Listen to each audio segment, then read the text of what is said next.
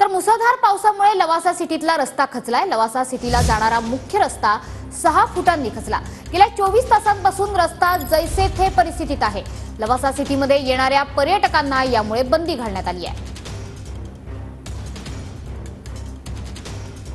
घाटमाथ्यावर गेल्या 3 दिवसापासून मुसळधार पाऊस जो आहे तो पडताना पाहायला मिळाला होता आणि याच पावसानं ग्रामीण जिल्ह्यातील गावाकडे जाणारे अनेक रस्ते खचलेले पाहायला मिळतात। मी सध्या पुणे आणि लवासा रोडवरती जे टेमघर धरण आहे लवारडा गावाच्या पुढे तिथं थांबलेलो आहे आणि इथं काल सकाळपासून म्हणजे 24 तासापासून लवासाला पुण्यापासून लवासाला जोडणारा जो रस्ता आहे तो जवळपास 4 ते 5 फूट खाली खचलेला पाहायला मिळतोय। खरं तर पावसामुळे या रस्त्याचं मोठं नुकसान झालेलं आहे। दृश्य आपण पाहतोय टेमघर धरणाच्या बरोबर बाजूला हा रस्ता आहे। पुण्यापासून लवासाला जो मुख्य रस्ता आहे लवासा सिटीला जाणारा तो हा रस्ता आहे आणि पावसामुळे सतत पडणाऱ्या पावसामुळे हा रस्ता मोठ्या प्रमाणात खचलेला जो आहे। गेल्या 24 तासापासून खरंतर रस्ता जो आहे तो खचलेला आहे आणि आता हा रस्ता दुरुस्तीचं काम प्रशासनाकडून सुरू होईल असं सांगण्यात येते।